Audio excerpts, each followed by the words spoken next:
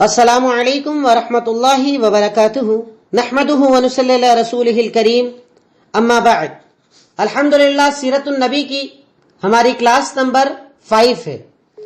کل تک کے درس میں آپ کے سامنے جو مختلف باتیں آئیں اس میں الحمدللہ آپ کے سامنے اللہ کے نبی صلی اللہ علیہ وسلم کے پہلے عرب کے حالات آ چکے، اور اس کے بعد کل کے درس میں اللہ کے نبی صلی اللہ علیہ وسلم کی پیدائش کے بعد کے آپ کے مختصر حالات، آپ کے والد والدہ کے انتقال کے حالات، اس کے بعد نبوت کے پہلے تک کا دور، 25 سال میں آپ کا نکاح، تقریباً یہ باتیں آپ کے سامنے آئیں۔ کل کے درس میں آخر میں ایک چیز مجھ سے بولنے میں آگے پیچھے ہو گئی تھی۔ اللہ کے نبی صلی اللہ علیہ وسلم کے نکاح کے وقت حضرت خدیجہ نے اپنی جس سہیلی سے بات کی تھی، ان کا نام میں نے کل انیسہ بتا دیا تھا، جبکہ وہ نفیسہ ہے۔ انیسہ اوپر نام تھا حضرت حلیمہ سعدیہ کی بیٹی کا، جو آپ کی رضائی بہن تھی، تو اسے آپ کریکشن کر لیجئے گا۔ اب آج اس کے آگے میں نے کل آپ کو بتایا آخر میں کہ اللہ کے نبی صلی اللہ علیہ وسلم کا نکاح حضرت خدیجہ رضی اللہ تعالی عنہا سے ہوا۔ حضرت خدیجہ وہ شخصیت کہ جن سے اللہ کے نبی صلی اللہ علیہ وسلم بڑی محبت کیا کرتے تھے، انہیں بہت زیادہ عزت دیا کرتے تھے۔ آج کا ہمارا درس چلے گا نبوت کے اعلان سے سری دعوت تک، یعنی نبوت کا جب آپ نے اعلان کیا تب سے لے کر سری دعوت تک کے حالات آج آپ کے سامنے میں بیان کروں گا انشاءاللہ۔ یعنی آپ کی عمر 40 سال سے لے کر 43 سال کے بیچ کے جو معاملات ہوئے آج آپ کے سامنے انشاءاللہ وہ آئیں گے۔ اب حضرت خدیجہ رضی اللہ تعالی عنہا کون تھی؟ تو حضرت خدیجہ رضی اللہ تعالی عنہا آپ کی پہلی بیوی، ازواج مطہرات میں پہلا مقام، اللہ کے نبی صلی اللہ علیہ وسلم کی آپ سے بے انتہا بے شمار محبت، اور محبت کس درجے کی تھی اس کے لیے صرف ایک مثال میں آپ کو بتا دوں۔ مسند احمد حدیث نمبر 24864 حضرت عائشہ صدیقہ رضی اللہ تعالی عنہا کہتی ہیں کہ جب بھی حضرت خدیجہ رضی اللہ تعالی عنہا کا ذکر آتا، اللہ کے نبی صلی اللہ علیہ وسلم ان کی بڑی تعریف کیا کرتے تھے۔ تو اب بیویوں میں ہوتا ہے معاملہ، ایک سے زیادہ اگر بیویاں ہوں، حضرت عائشہ صدیقہ رضی اللہ تعالیٰ عنہ کہتی کہ مجھے تھوڑا ایک دن غیرت آ گئی۔ میں نے کہا کہ اب آپ کے پاس اس سے اچھی بیویاں ہیں، پھر بھی آپ ان کا تذکرہ کرتے ہو، اب تو اچھی بیویاں آ چکی ہیں ان سے بھی زیادہ۔ تو اللہ کے نبی صلی اللہ علیہ وسلم نے حضرت خدیجہ کا مقام بتایا اور ارشاد فرمایا ما ابدرین اللہ خیرا منہا، اللہ رب العالمین نے اس سے اچھی مجھے کوئی بیوی عطا نہ کی۔ اور کیوں وہ بہتر تھی، کیا ان کا مقام اور مرتبہ تھا، وہ آپ نے اس حدیث میں بتایا قد آمنت بی اذ کفر بی الناس، وہ مجھ پر تب ایمان لائی جب لوگوں نے میرا انکار کیا، وصدقتنی اذ کذبنی الناس، اور اس نے مجھے اس وقت سچا مانا جب لوگوں نے مجھے جھوٹا کہا، ووصتنی بمالھا اذ حرمنی الناس، اور اس نے میری مال سے اس وقت مدد کی جب لوگوں نے مال چھین لیا، اور اللہ تعالیٰ نے مجھے اس سے اولادیں عطا کی۔ اللہ اکبر۔ حضرت خدیجہ رضی اللہ تعالی عنہ کا یہ مقام اور مرتبہ جو اللہ کے نبی صلی اللہ علیہ وسلم مسند احمد حدیث نمبر 24864 میں بیان کر رہے ہیں کہ حضرت عائشہ صدیقہ نے کہا کہ آپ کے پاس اچھی بیویاں آ گئی، ان سے اچھی بیویاں آ گئی، تب بھی آپ ان کو یاد کرتے ہیں۔ تو آپ نے ارشاد فرمایا کہ اس سے اچھی میری کوئی بیوی نہیں ہے۔ کیوں؟ کہا وہ مجھ پر تب ایمان لائی جب لوگوں نے میرا انکار کیا، اس نے میری تب تصدیق کی جب لوگوں نے مجھے جھوٹا کہا، اس نے مال سے میری تب مدد کی جب لوگوں نے مال چھین لیا، اور اللہ تعالیٰ نے مجھے اس سے اولادیں عطا کی۔ تو اس لیے آپ صلی اللہ علیہ وسلم ان سے بہت زیادہ محبت کیا کرتے تھے۔ اب کل جب میں نے آپ کے سامنے تذکرہ کیا تھا 25 سال کی اللہ کے نبی صلی اللہ علیہ وسلم کی عمر، 40 سال حضرت خدیجہ کی عمر، اس عمر میں آپ صلی اللہ علیہ وسلم کا نکاح حضرت خدیجہ سے ہوا۔ اب تقریباً یہ دور 10 سال تک چلتا رہا۔ 35 سال کی آپ کی عمر اور کعبہ کی تعمیر کا اختلاف، آپ چاہیں تو ہیڈنگ بنا لیں، کعبہ کی تعمیر کا اختلاف۔ اللہ کے نبی صلی اللہ علیہ وسلم کی عمر 35 سال کی ہوئی۔ اس وقت میں ایک معاملہ ہوتا ہے کہ کعبہ کی دیواریں گر جاتی ہیں، بارش کی وجہ سے، سیلاب کی وجہ سے کچا بنا ہوا تھا، کعبہ کی دیواریں گر جاتی ہیں، تو اسے دوبارہ تعمیر کرنے کا مشورہ کیا جاتا ہے کہ چلیے کعبہ کو دوبارہ تعمیر کرتے ہیں، پورا گراتے ہیں اور نئے سرے سے بناتے ہیں۔ اب جب کعبہ کی تعمیر ہو رہی تھی تو ایک بات یہ اعلان کیا جاتا ہے کہ اس تعمیر میں صرف حلال پیسہ لگایا جائے گا، حرام کا پیسہ نہیں چلے گا، حرام بزنس کا پیسہ نہیں چلے گا، بس حلال کا پیسہ لگانا ہے، یہ اعلان کروایا گیا۔ سبھی طرف سے پیسہ جمع کرنے کا کام شروع کیا گیا۔ اللہ کے نبی صلی اللہ علیہ وسلم نے خود بھی کعبہ کی تعمیر میں حصہ لیا۔ اب جب کعبہ کی تعمیر کا کام شروع ہوا، تعمیر چلتے چلتے، یعنی آپ نے کعبہ کو دیکھا ہوگا آج ہمارے سامنے مربع شکل میں، اسکوائر شکل میں جو موجود ہے نا، یہ قریش کے زمانے کی ہی تعمیر ہے۔ کہ اصل کعبہ کیسا تھا؟ ایک طرف سے سیدھی لائن آئے گی، ایک طرف سیدھی لائن آ کے راؤنڈ ہو جائے گا۔ آپ نے اگر حتیم فوٹو میں کبھی دیکھا ہو، کعبہ کے پاس میں ایک راؤنڈ، ہاف راؤنڈ نظر آتا ہے، اسے حتیم کہا جاتا ہے۔ وہ اصل میں کعبہ کا ایک حصہ تھا۔ کعبہ مربع شکل میں نہیں ہے، کعبہ اسکوائر شکل میں نہیں تھا، کعبہ ایک طرف سیدھی لائن تھی اور ایک طرف جا کر راؤنڈ لائن میں بنا ہوا تھا۔ لیکن جب قریش نے کعبہ کی تعمیر کی تو تعمیر کرتے کرتے جب وہ ایک مقام پر پہنچے، حتیم کے مقام پر پہنچے، تو پیسہ ختم ہو گیا، حلال کاروبار کا ٹوٹل پیسہ ختم ہو گیا۔ تو انہوں نے دیوار کو وہیں سے جوڑ کر اس کو اسکوائر کر دیا اور بچے ہوئے حصے کو کعبہ سے باہر کر دیا۔ اب اس طریقے سے کعبہ کی تعمیر ہوئی۔ تعمیر ہوتے ہوتے مسئلہ آیا کہ حجر اسود کو کون چپکائے گا، کون دیوار پر لگائے گا۔ یہ اپنے آپ میں بڑا اونچا مقام تھا، بہت بڑی بات تھی کہ کعبہ میں حجر اسود کو لگانا بڑا شرف والا کام ہے، کون یہ کام کرے گا؟ اب اس کام میں اختلاف کھڑا ہو گیا، جھگڑا ہو گیا، اور قریب تھا کہ جنگ ہو جاتی۔ لیکن اس وقت ابو امیہ نام کے ایک شخص نے مشورہ دیا کہ اگر ایسا کرتے ہیں کہ کل صبح سب سے پہلے جو کعبہ میں انٹری کرے، حرم میں انٹری کرے، اس سے اپنے مسئلے کا فیصلہ کروا لیں گے، جھگڑا لڑائی مت کرو، جنگ مت کرو۔ میں کل کے مقابلے میں آج تھوڑا سلو بول رہا ہوں کیونکہ آپ کو لکھنے میں پریشانی آتی ہے، اس لیے میں تھوڑا کوشش کر رہا ہوں سلو بولوں تاکہ آپ اپنے پوائنٹس کو آسانی سے تیار کر سکیں، اور نہ بھی کر پائیں تو بعد میں انشاءاللہ نوٹس آپ کے پاس آتے ہیں، اس میں آپ کو تکلیف نہیں آئے گی انشاءاللہ۔ اب ابو امیہ مخزومی نے مشورہ دیا کہ ایسا کیجئے، کل کعبہ میں سب سے پہلے جو انٹری کرے اس سے اپنا فیصلہ کروا لیں گے، جھگڑا لڑائی کرنے سے کوئی فائدہ نہیں ہے۔ سب متفق ہو گئے کہ ٹھیک ہے، آپ کے فیصلے کو ہم نے مان لیا۔ اب انتظار کیا گیا تو اگلے دن سب سے پہلے 35 سال کی عمر میں صبح صبح مسجد میں داخل ہونے والے کون؟ محمد الرسول اللہ صلی اللہ علیہ وسلم۔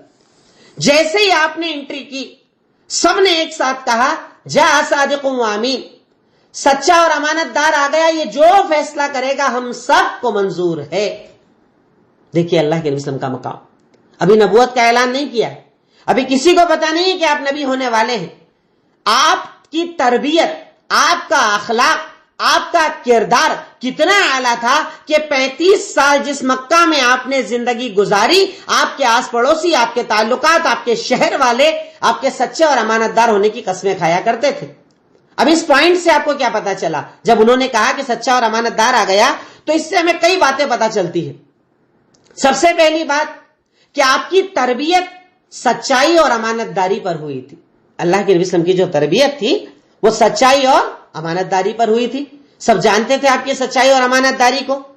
دوسری چیز پتا چلی کہ پورے مکہ میں آپ کی شہرت تھی، آپ کو الگ پہچانا جاتا تھا۔ ایک دائی کا کردار ایسے ہی ہونا چاہیے، الگ سے اس کی ایک پہچان ہو، اس کے کردار کی پہچان ہو، اس کے انداز کی پہچان ہو، اس کے عمل کی پہچان ہو، لوگوں کے ساتھ اس کا اتنا سپورٹنگ نیچر ہو کہ ہر آدمی اسے پہچانتا ہو۔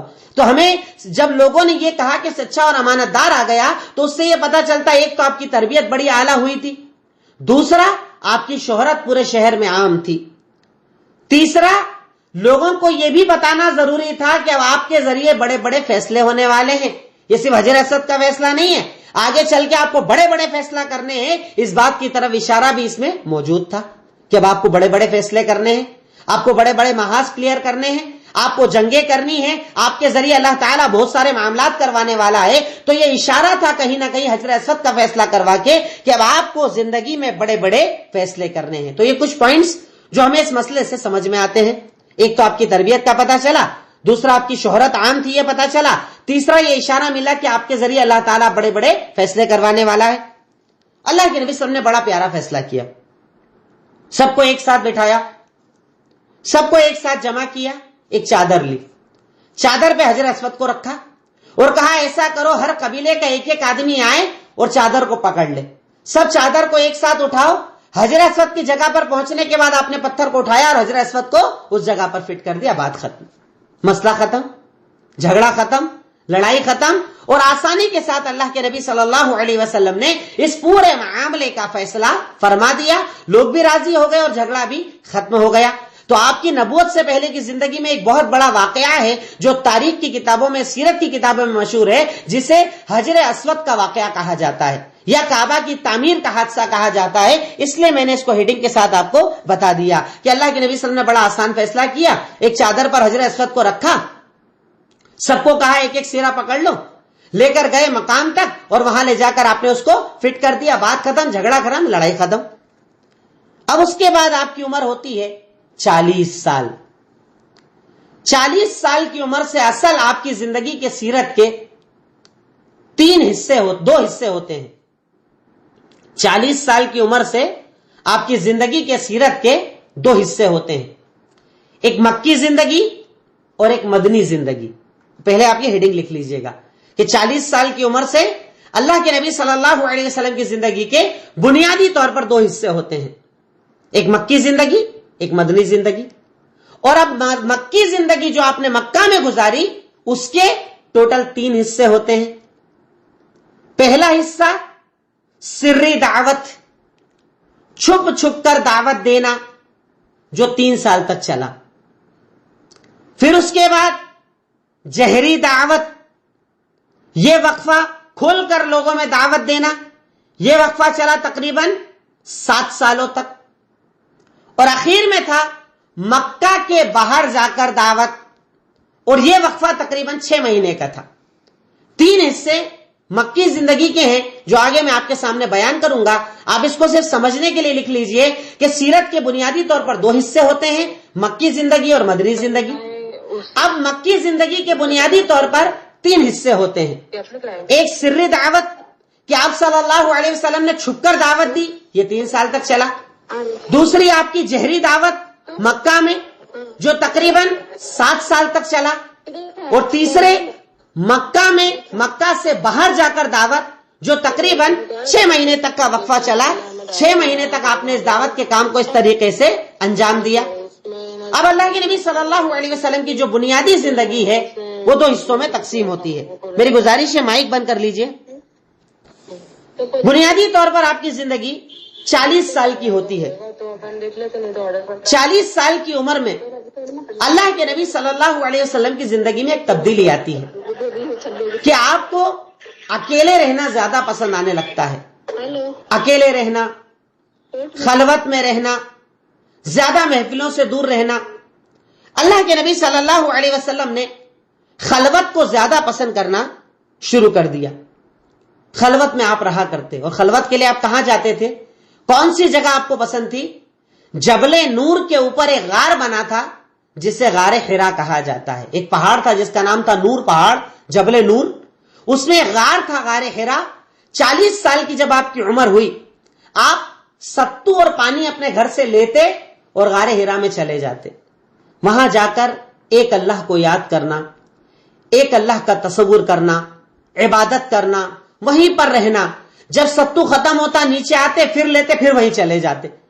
کچھ دنوں تک آپ نے اس حالات میں اپنی زندگی کو گزارا، اور آپ کو سب سے زیادہ اگر پسندیدہ کوئی جگہ تھی تو وہ غار حرا۔ آپ غار حرا میں جا کر رہتے، غار حرا میں رہنے کے بعد آپ وہاں پر جا کر عبادت کرتے، اللہ تعالیٰ کو یاد کرتے، عبادت کرتے، اپنے معاملات کو حل کرتے اور وہیں پر رہا کرتے۔ اب اس حالت میں جب آپ وہاں پر تھے، تب یہاں پر نیکسٹ ہیڈنگ بنائیے گا، نبوت کی نشانی۔ نبوت کی نشانی ایک ہیڈنگ بنا لیجئے کہ جب آپ کو نبوت ملی، اس سے پہلے کچھ عجیب چیزیں آپ کے ساتھ ہونا شروع ہو گئی تھی، جس سے آپ کو پتا چل گیا تھا کہ اب کچھ ہونے والا ہے۔ وہ عجیب چیزیں کیا تھیں؟ نمبر 1، پتھر آپ کو سلام کرنے لگے تھے۔ جب آپ گزرتے کہیں سے بھی تو پتھر آپ کو سلام کیا کرتے تھے، پتھروں سے آپ کو سلام کی آوازیں آیا کرتی تھی۔ نبوت کی نشانی کے طور پر آپ اس کو لکھ سکتے ہیں، پتھر آپ کو سلام کرتے۔ نیکسٹ دوسری چیز کیا ہوئی؟ جو خواب آپ رات کو دیکھتے، نیکسٹ ڈے وہ آپ کے سامنے آ جاتا، جیسے آپ نے دیکھا ویسا کا ویسا سامنے واقعہ ہو جایا کرتا تھا۔ جو خواب دیکھتے خواب سچا ہو جایا کرتا تھا۔ یہ دو چیزیں آپ کے ساتھ نشانی کے طور پر ہوئی، نبوت کے اعلان کے پہلے، جبریل امین کے آنے کے پہلے یہ معاملہ آپ کے ساتھ ہونا شروع ہوا کہ پتھر آپ کو سلام کرتے اور آپ جو خواب دیکھتے نیکسٹ ڈے وہ سچا ہو جاتا۔ یہ دو چیزیں آپ کے ساتھ ہونے لگی۔ اب یہ سب جب ہونے لگا، 40 سال کی مکمل آپ کی عمر ہوئی، اب آپ غار حرا میں عبادت کر رہے تھے، غار حرا میں آپ موجود تھے۔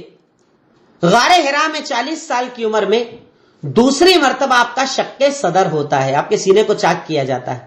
40 سال کی عمر، غار حرا میں آپ موجود تھے، جبریل امین آئے اور آپ کے سینے کو چاک کر کے دوبارہ دل کو دھویا اور اپنے مقام پر فٹ کر دیا۔ یہ دوسری بار آپ کا شق صدر ہوا 40 سال کی عمر میں۔ شق صدر کرنے کے بعد جبریل امین نے آپ کو کہا اقرا، پڑھو، اور وہ دن تھا 21 رمضان۔ 21 رمضان کا دن جبریل امین غار حرا میں آئے اور آ کر اللہ کے نبی صلی اللہ علیہ وسلم سے کہا اقرا، پڑھو۔ آپ گھبرا گئے، کہا مجھے پڑھنا نہیں آتا۔ جبریل امین نے آپ کو پکڑ کر زور سے دبایا، پھر چھوڑا اور کہا پڑھو، کہا مجھے پڑھنا نہیں آتا۔ پھر پکڑ کے دوسری بار زور سے دبایا، پھر چھوڑا، پھر کہا پڑھو، کہا مجھے پڑھنا نہیں آتا۔ تیسری مرتبہ زور سے دبا کر چھوڑا اور کہا پڑھو۔ پھر اس کے بعد جبریل امین نے آپ پر پہلی وحی نازل اللہ تعالیٰ کی طرف سے کی۔ پہلی وحی جو آپ پر آئی وہ تھی سورہ علق کی آیتیں، سورہ علق کی آیتیں جو آپ پر پہلی وحی جبریل امین غار حرا میں لے کر آئے تھے، اور وہ آیتیں تھی اقرأ بسم ربک الذی خلق، خلق الانسان من علق، اقرأ وربک الاکرم، پڑھ اپنے رب کے نام سے جس نے تجھے پیدا کیا، جو گوشت کے لوتھڑے سے انسان کو بناتا ہے۔ یعنی اللہ رب العالمین نے اپنی پہلی وحی کا نزول کیا پڑھنے پر، تعلیم پر، ایجوکیشن پر، جس سے پتا چلتا ہے کہ اسلام میں تعلیم کی کتنی زیادہ اہمیت ہے۔ جبریل امین آئے، آپ کو دبایا، دبا کر آپ کو پڑھوایا۔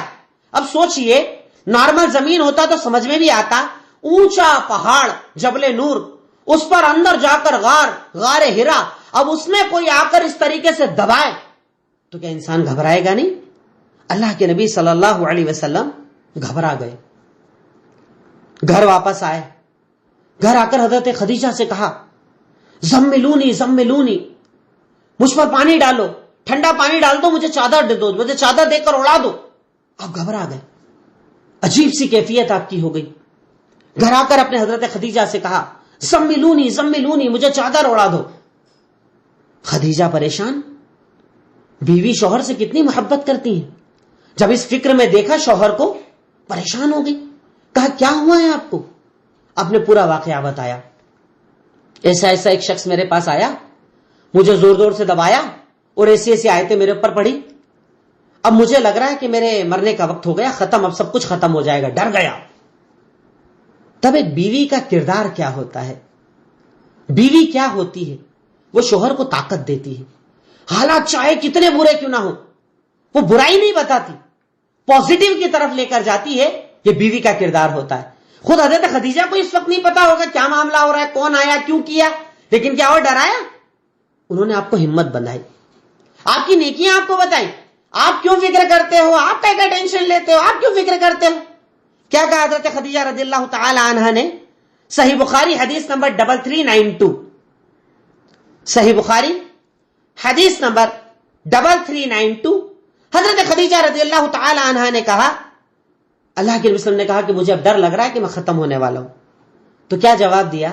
یہ نہیں کہہ رہے ایسا نہیں ہوگا، ویسا نہیں ہوگا، ایسا مت سوچو، ویسا پازیٹیو بتایا۔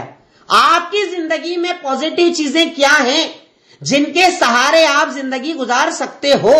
آپ کی کیا کیا بھلائیاں ہیں جن کے ذریعے آپ اپنے آپ کو بہتر بنا سکتے ہو؟ حضرت خدیجہ نے وہ بتایا، اور کیا کہا؟ انک لتصل الرحم وتحمل الکلب وتکسب المعدوم وتقرع الضعیف وتعین علی نوائب الحق۔ آپ کیوں ٹینشن لے رہے ہو؟ آپ رشتہ داریاں جوڑتے ہو، آپ راستہ چلتے لوگوں کا بوجھ اٹھاتے ہو، آپ مہمانوں کی مہمان نوازی کرتے ہو، آپ پریشان حال لوگوں کی مدد کرتے ہو، اللہ اکبر، کیا پیارا انداز تھا میرے اور آپ کے نبی کا کہ نبوت کے پہلے اپنے اخلاق میں دنیا کو آپ نے بتا دیا تھا کہ آپ کا کیریکٹر کیا ہے. کیا کہا بیوی نے؟ آپ رشتہ داری نبھاتے ہو، آپ راستہ چلتے لوگوں کا بوجھ اٹھاتے ہو، آپ مہمان نوازی کرتے ہو، آپ پریشان حال لوگوں کی مدد کرتے ہو. ایسے لوگوں کو اللہ ضائع نہیں کرتا. آپ کیوں فکر کر رہے ہو؟ کردار اچھا ہے آپ کا، کیریکٹر اچھا ہے آپ کا، عمل اچھا ہے آپ کا، اللہ تعالی آپ کو ضائع نہیں کرے گا. آپ فکر مت کیجیے، غم مت کیجیے. یہ سن کر اللہ کے نبی صلی اللہ علیہ وسلم کو ذرا سکون ہوا. ابھی کہتی ہے چلیے میں آپ کو کسی سے ملا کر لاتی ہوں. کہا چلیے. کن کے پاس لے کر گئی؟ ورقہ بن نوفل کے پاس. ورقہ بن نوفل یہ ان کے بھائی تھے جو نصرانی مذہب کے ماننے والے تھے، نصارہ تھے، جن کو ہمارے یہاں پر کرسچن بھی کہا جاتا ہے نا، نصارہ تھے. ان کے پاس لے کر گئی. ورقہ بن نوفل عالم تھے، ان کے پاس لے کر گئی. کہا بھائی میں شوہر کو لے کر آئی ہوں، سنیے ذرا ماجرا کیا ہے. کہا بتائیے. کہا میں غار میں تھا، ایسا ایسا ایسا ایک فرشتہ میرے پاس آیا، آ کر مجھے ایسے ایسے دبایا. ورقہ بن نوفل نے کہا کہ سنو، یہ وہی فرشتہ ہے جو حضرت عیسیٰ علیہ السلام کے پاس بھی آتا تھا. یہ حضرت موسیٰ کے پاس آنے والا فرشتہ ہے، کیونکہ وہ عالم تھے، انہیں پتا تھا حضرت جبریل کے بارے میں کہ جبریل کا کام کیا ہے، نبیوں کے پاس آنا، وحی لے کر آنا. تو یہی تو حضرت عیسیٰ موسیٰ کے پاس آتے تھے. یہ فرشتے ہیں. اب آپ کے پاس آئے اس کا مطلب آپ نبی ہیں، اور اگر میں تب تک زندہ رہا جب تک کہ آپ کی قوم آپ کو نکال کر باہر نہیں کر دے، میں آپ کا برابر سپورٹ کروں گا. یعنی یہ قوم آپ کو نکالے گی بھی، گھر سے باہر بھی کیا جائے گا، شہر بدر بھی کیا جائے گا، اور اگر میں تب تک زندہ رہا تو میں آپ کا سپورٹ کروں گا. ورقہ بن نوفل نے یہ جملہ کہا. اب اس سے اللہ کے نبی صلی اللہ علیہ وسلم کو پورا کلیئر ہو گیا کہ معاملہ کیا ہونے والا ہے. آگے اب کیا ہونے والا ہے؟ حضرت خدیجہ لے کر گئی ورقہ بن نوفل کے پاس. ورقہ بن نوفل نے کہا کہ ارے یہ تو فرشتہ ہے جو نبیوں کے پاس آنے والا فرشتہ ہے، تو آپ نبی ہیں، مطلب اب آپ کی قوم آپ کو نکالے گی، جب آپ دعوت دو گے وہ آپ کو نکالے گی، اور جب وہ نکالے گی اگر تب تک میں زندہ رہا نا، میں آپ کا برابر سپورٹ کروں گا. لیکن ورقہ بن نوفل کا پہلے انتقال ہو گیا تھا. اب کچھ دن وحی کا سلسلہ رک گیا. آپ چاہیں تو ان چیزوں کو ہیڈنگ بھی بنا سکتے ہیں، چاہیں تو ڈائریکٹ نوٹس بھی لکھ سکتے ہیں. وحی کا سلسلہ رک گیا. ایک مرتبہ وحی آئی، اس کے بعد وحی کا سلسلہ کچھ دنوں کے لیے رک گیا. نہ جبریل آئے، نہ قرآن نازل ہوا، نہ وحی آئی. اب تھوڑا اللہ کے رسول بھی ذرا دیکھنے لگے آسمان کی طرف، کیا معاملہ ہو گیا ہے، کچھ ہو ہی نہیں رہا ہے، کیا ہو رہا ہے، وحی نازل نہیں ہو رہی ہے. اب ایک مرتبہ غار حرا سے آپ اتر رہے تھے. اب غار حرا جانا تو آپ کا معمول تھا. غار حرا سے آپ اتر رہے تھے. آپ کہتے ہیں جب میں اتر رہا تھا اچانک مجھے ایک آواز آئی. آگے دیکھا کوئی نہیں، پیچھے دیکھا کوئی نہیں، دائیں دیکھا کوئی نہیں، بائیں دیکھا کوئی نہیں، کہیں کوئی نظر نہیں آ رہا. پھر آواز آئی، اوپر نظر اٹھا کر دیکھا تو کیا دیکھا؟ جبریل امین آسمان اور زمین کے بیچ میں کرسی پر بیٹھے ہوئے تھے. جبریل امین آسمان اور زمین کے بیچ میں ایک کرسی پر بیٹھے ہوئے تھے. اور دوسری مرتبہ وحی لے کر آئے تھے، اور تب لے کر آئے تھے سورہ مدثر. یا ایھا المدثر قم فانذر وربک فکبر وثیابک فطہر. یہ وحی لے کر دوسری مرتبہ، پہلی مرتبہ سورہ علق کی آیتیں لائے، دوسری مرتبہ سورہ مدثر لے کر آئے. اور کہاں آئے؟ کرسی پر بیٹھے تھے آسمان اور زمین کے بیچ، ادھر ادھر کہیں نظر نہیں آ رہے، اوپر نظر اٹھائی تو بیٹھے ہوئے تھے. اور دوسری مرتبہ وحی لائے. اب جو دوسری مرتبہ وحی آئی تو پھر آپ چادر اوڑھ کر لیٹ گئے. اور اسی لیے کہا گیا قرآن کی آیت میں، یا ایھا المدثر، اے چادر اوڑھ کر لیٹنے والے. یا ایھا المزمل اور یا ایھا المدثر کا دونوں کا مطلب ہوتا ہے اے چادر اوڑھ کر لیٹنے والے، یعنی آپ کو اٹھایا جا رہا ہے. گھبرا گئے ہیں آپ، ڈر گئے ہیں آپ، تو آپ کو باقاعدہ اٹھایا جا رہا ہے. یا ایھا المدثر، اے چادر اوڑھ کر لیٹنے والے. اب اس میں نیچے جو حکم دیے گئے، کہا گیا قم فانذر، آپ کو یہاں پر حکم دیا گیا کہ جاؤ اور قوم والوں کو ڈراؤ، جاؤ لوگوں کو ڈراؤ. قم فانذر کا مطلب کیا ہوا؟ کہ جاؤ ڈراؤ، یعنی آپ جاؤ اور قوم والوں کو دین کی دعوت دو. وَرَبَّكَ فَكَبِّرْ، اس آیت سے پتا چلا کہ اللہ تعالیٰ کی توحید اور اس کی عظمت کو بیان کرو. اللہ تعالیٰ ایک ہے, وہی عبادت کے قابل ہے, اسی کی تکبیر بیان کرو. آپ چاہیں تو ان چیزوں کو لکھیں, نہ بھی لکھیں تو کوئی مسئلہ نہیں, پر میں سمجھانا چاہتا ہوں کہ اللہ کے نبی صلی اللہ علیہ وسلم کو دعوت کا حکم کیسے دیا گیا تھا. کہ اللہ تعالیٰ نے پہلے کہا قم فانذر, یعنی آپ کو دعوت کا حکم ہو رہا ہے کہ جائیے دعوت دیجیے. دوسری آیت میں کہا گیا وَرَبَّكَ فَكَبِّرْ, اپنے رب کی توحید بیان کیجیے, اپنے رب کی تکبیر بیان کیجیے. وَثِيَابَكَ فَطَهِّرْ, طہارت حاصل کیجیے, کپڑوں کو پاکیزہ کیجیے, بالکل پاکیزہ ہو کر رہیے. وَالرُّجْزَ فَهْجُرْ, اور لوگوں کو عذاب سے ڈرائیے, اللہ تعالیٰ کے عذاب کے بارے میں بتائیے. اور اینڈ میں کہا کہ تکلیف آئے تو صبر کیجیے. یعنی آپ کو دعوت کی سٹیپ بتائی گئی, دعوت میں آنے والی تکلیفیں بتائی گئی, دعوت میں تکلیفیں آئیں تو اس پر صبر بتایا گیا. یعنی اب اللہ کے نبی صلی اللہ علیہ وسلم کو باقاعدہ دعوت کے لیے ریڈی کیا جا رہا ہے. اب ابھی تک جب پہلی وحی آئی تب دعوت کا حکم نہیں آیا تھا, تب آپ کو دعوت کے لیے نہیں کہا گیا تھا, پر اب باقاعدہ آپ کو دعوت دینے کا حکم دیا جا رہا ہے کہ کھڑے ہو جائیے, قوم کو ڈرائیے, دین بتائیے, دین کی طرف بلائیے, حلال کی طرف بلائیے, اپنے کپڑوں کو پاکیزہ کیجیے. یعنی اب آپ کو باقاعدہ دعوت و تبلیغ کا حکم دیا جا رہا ہے. مطلب آپ کو مشن شروع کرنا ہے, آپ کو دعوت کا کام شروع کرنا ہے, آپ کو اپنے مشن پر لگ جانا ہے. اب یہاں پر بیچ میں ایک آپ کو بات بتا دوں, وحی کی کتنی قسمیں ہوتی ہیں. جو وحی آتی تھی انبیاء کرام پر, اس کی کتنی قسمیں ہوتی تھی, کتنی طریقوں سے اللہ تعالیٰ وحی نازل کرتا تھا. آپ چاہیں تو وحی کی قسمیں لکھ لیں, چاہے تو وحی کے طریقے لکھ لیجئے. تو تقریباً 7 طریقے سے انبیاء کرام پر وحی آیا کرتی تھی. نمبر 1, سچا خواب. جو خواب میں دیکھیں وہ نیکسٹ ڈے ہو جائے, یہ وحی کی قسم ہوتی تھی, سچا خواب.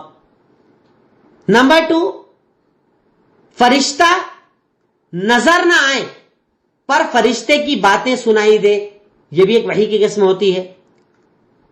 کہ فرشتہ نظر نہ آئے لیکن فرشتے کی بات ملے اور فرشتہ باقاعدہ یہ بتائے کہ اللہ تعالیٰ نے آپ پر کیا وحی کیا ہے. فرشتہ اس میں نظر نہیں آتا ہے, دوسری قسم ہے. تیسری قسم, فرشتہ انسان کی شکل میں آتے اور اللہ کے نبی کو دین کی وحی کر کے جاتے. الگ الگ طریقوں سے دین آیا ہے ہمارے پاس, الگ الگ طریقوں سے وحی آئی ہے ہمارے پاس.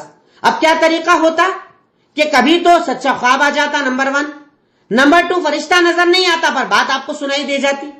نمبر 3, فرشتہ انسان کی شکل میں آتا اور آپ کو وحی کر کے جاتا اور بتاتا کہ اللہ تعالیٰ نے یہ حکم دیا ہے. نمبر 4, کبھی زنجیروں کے چلنے کی آوازیں آتی, بڑی سخت آپ کی کیفیت ہو جاتی, اور جب اس کیفیت سے نکلتے تو آپ کے دل میں وحی آ چکی ہوتی. زنجیروں کے چلنے کی آوازیں آتی, بہت زیادہ آپ کو پسینہ آتا, اور جب اس حالت سے آپ نکلتے تو آپ کے دل میں وحی آ چکی ہوتی تھی. یعنی بنا فرشتے کے ڈائریکٹ وحی ہوتی تھی, اور یہ وحی کی سب سے سخت قسم ہوتی تھی. اس میں آپ کو سب سے زیادہ تکلیف ہوتی تھی اور آپ کا پورا بدن پسینے میں تربتر ہو جایا کرتا تھا. زنجیروں کے چلنے کی آواز آتی اور وحی ہو جاتی. نمبر 5, کبھی فرشتہ اپنی اصلی شکل میں آ کر وحی کرتا. جبریل امین کبھی کبھی اصلی شکل میں آ جاتے, باقاعدہ پروں کے ساتھ نظر آتے اور آ کر وحی کرتے کہ اللہ تعالیٰ نے یہ حکم دیا ہے. فرشتہ اصلی شکل میں آتے. نمبر 6, آسمان سے ڈائریکٹ وحی بنا فرشتے کے کی جائے. ایسا بھی کئی بار ہوا کہ کچھ بھی نہیں ہوتا, ڈائریکٹ وحی آ جاتی اور فرشتہ بھی نہیں آتا, بنا فرشتے کے وحی آ جاتی, ڈائریکٹ آسمان سے وحی آ جاتی. اور نمبر 7 اور لاسٹ, اللہ تعالیٰ کلام کرتا, خود اللہ تعالیٰ ڈائریکٹ بولتا, اے اللہ کے نبی ایسا کیجئے, اے اللہ کے نبی ایسا, اے اللہ کے نبی ایسا. یعنی اللہ تعالیٰ ڈائریکٹ وحی کرے بنا فرشتے کے. یہ وحی کی 7ویں قسم ہوتی ہے. تو ان 7 طریقوں سے وحی اللہ کے نبی صلی اللہ علیہ وسلم پر آیا کرتی تھی, آنا شروع ہو گئی تھی. کبھی سچا خواب, کبھی فرشتہ نظر نہ آئے پر بات سنائی دے جائے, کبھی فرشتہ انسانی شکل میں آئے, کبھی زنجیروں کے چلنے کی آوازیں آئے, کبھی فرشتہ اصلی شکل میں آ جائے, کبھی آسمان سے وحی بنا فرشتے کے آ جائے, اور کبھی ڈائریکٹ اللہ تعالی کلام کرے. یہ 7 طریقوں سے اللہ تعالی وحی کیا کرتا تھا. اب جب یہ وحی آ گئی, دعوت کا آپ کو حکم آ گیا, اب آپ نے باقاعدہ دعوت و تبلیغ کے کام کا آغاز کیا. اب آغاز کس سے کیا؟ سب سے پہلے گھر والوں سے. اس پوائنٹ پر ذرا سا رکے ہم. ہماری دعوتیں ہوتی ہیں دنیا کے لیے. دنیا بھر میں کیڑے نظر آتے ہیں, دنیا بھر میں کمیاں نظر آتی ہے. اس کا بیٹا یہ کرتا, اس کی بیٹی یہ کرتی, اس کے گھر میں ہوتا, اس کے گھر میں ہوتا. اپنے گھر کو ہم کتنا دیکھتے ہیں, اپنے آپ کو ہم کتنا دیکھتے ہیں؟ سب سے پہلی دعوت کی شروعات اپنے گھر سے ہونا چاہیے. اب دیکھیے شروعات سے اٹھا کر حضرت ابراہیم علیہ السلام نے سب سے پہلے دعوت کس کو دی؟ ابا کو. اللہ کے نبی کے بعد جتنے انبیاء کرام آپ کے اوپر آئے انہوں نے دعوت کس کو دی؟ اپنے گھر والوں کو. خود اللہ کے نبی صلی اللہ علیہ وسلم نے دعوت کس کو دی؟ اپنے گھر والوں کو. ہم دعوت دیتے ہیں دوسروں کو. میرے گھر میں بگاڑ, میرے گھر میں حرام, میرے گھر میں گندگی, اور میں سدھارنا چاہتا ہوں دوسرے کا گھر. پہلے اپنے گھر میں تو کام کرو, پہلے اپنے آپ کو تو سدھارو, اس کے بعد دوسروں کو دعوت دی جاتی ہے. اللہ کے نبی صلی اللہ علیہ وسلم نے اسی فارمولے کو اپلائی کر دیا. سب سے پہلے آپ نے دعوت دی اپنے گھر والوں کو. اب یہاں پر آپ ہیڈنگ لکھیں, سری دعوت کے ذریعے پہل مسلمان ہونے والے کون تھے؟ کیونکہ ابھی کھل کے تو دعوت ہو نہیں رہی ہے. مکہ والوں کو کھل کر دعوت تو دی نہیں جا رہی, چھپ کر دعوت کا کام کیا جا رہا ہے کہ کہیں سب کو پتا چل گیا تو ابھی مسئلہ کھڑا ہو جائے گا. تو سری دعوت میں شروعات میں کون کون لوگ مسلمان ہوئے, کچھ کے نام میں آپ کو بتا دیتا ہوں. عورتوں میں سب سے پہلے مسلمان ہونے والی حضرت خدیجہ رضی اللہ تعالی عنہا. بچوں میں سب سے پہلے مسلمان ہونے والے حضرت علی رضی اللہ تعالی عنہ. غلاموں میں سب سے پہلے مسلمان ہونے والے حضرت زید بن حارثہ. اور مردوں میں سب سے پہلے مسلمان ہونے والے حضرت ابو بکر صدیق رضی اللہ تعالی عنہ. یہ چار نام بنیادی یاد رکھنا, یہ سب سے پہلے مسلمان ہونے والے چار نام ہیں. عورتوں میں حضرت خدیجہ, بچوں میں حضرت علی, غلاموں میں زید بن حارثہ, اور مردوں میں حضرت ابو بکر صدیق رضی اللہ تعالی عنہ. ان چار لوگوں نے سب سے پہلے اسلام قبول کیا. پر حضرت ابو بکر صدیق نے بھی دعوت کا کام کیا, اور سابقون الاولون سب سے پہلے مسلمان ہونے والوں میں کچھ نام آپ کو بتا دوں, یہ نام ہمیں یاد ہونا چاہیے, یہ نام بڑے قیمتی ہیں. تقریباً 130 لوگوں نے سری جو 3 سال دعوت چلی, یعنی 43 سال کی آپ کی عمر تک جو دعوت چلی, اس میں تقریباً 130 لوگوں نے اسلام قبول کیا تھا. تقریباً 130 لوگوں نے اسلام قبول کیا تھا. ان میں سے کچھ مشہور لوگوں کے میں آپ کو نام بتاتا ہوں. حضرت عثمان غنی رضی اللہ تعالی عنہ. نام بتا رہا ہوں اس لیے میں تھوڑا سلو بول رہا ہوں, آپ لکھ لیجئے. حضرت عثمان غنی, حضرت زبیر بن عوام, حضرت زبیر بن عوام, حضرت عبد الرحمن بن عوف, حضرت عبد الرحمن بن عوف, حضرت سعد بن ابی وقاص. جبکہ یہ نام تو ہمیں بچوں کے ساتھ بچوں کو یاد ہونا چاہیے. یہ وہ لوگ ہیں جنہیں عشرہ مبشرہ میں سے بھی کہا جاتا ہے, پہل جنہیں دنیا میں جنت کی بشارت دی گئی, ان میں سے بھی ان کے نام آتے ہیں. تو یہ نام تو ہمیں یاد ہونا ہی چاہیے. 4 نام شروع میں بتائے, اس کے بعد اگلے نام بتا رہا ہوں. حضرت عثمان رضی اللہ تعالی عنہ, حضرت زبیر بن عوام, حضرت عبد الرحمن بن عوف, حضرت سعد بن ابی وقاص, حضرت طلحہ بن عبید اللہ, حضرت ابو عبیدہ, حضرت ابو عبیدہ. اس کے بعد ابو سلمہ, ام سلمہ, عمار, یاسر اور سمیہ رضوان اللہ علیہم اجمعین. یہ کچھ نام بھی اگر آپ نے یاد رکھ لیے تو آپ کے لیے بہت ہیں.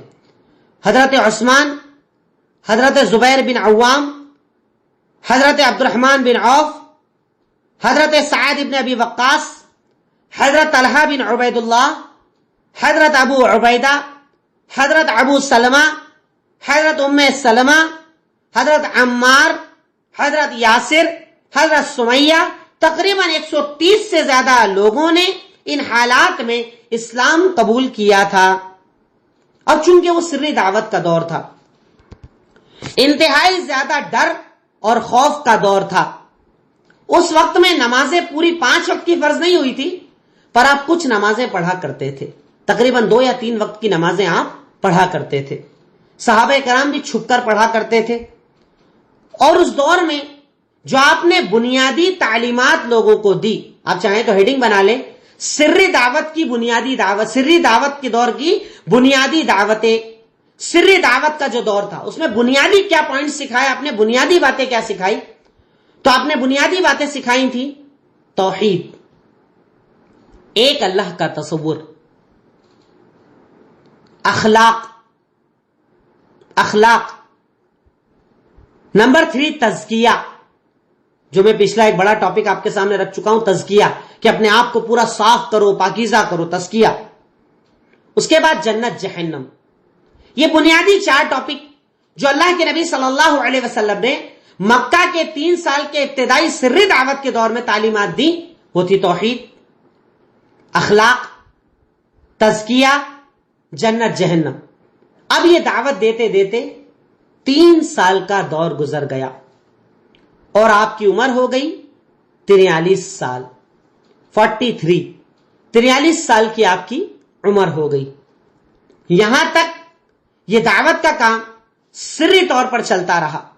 چھپ کر دعوت دیتے، چھپ کر جاتے، چھپ کر نماز پڑھتے، چھپ کر لوگوں کو دین سکھاتے اور سمجھاتے کہ کہیں مکہ والوں کو پتا چل گیا تو ابھی مسئلہ کھڑا ہو جائے گا، اس لیے چھپ کر وہاں پر دعوت دی جاتی تھی. اور آپ کی عمر ہو گئی 43 سال. انشاءاللہ اس کے آگے اگلے درس میں آپ کے سامنے بیان کیا جائے گا. السلام علیکم ورحمۃ اللہ وبرکاتہ.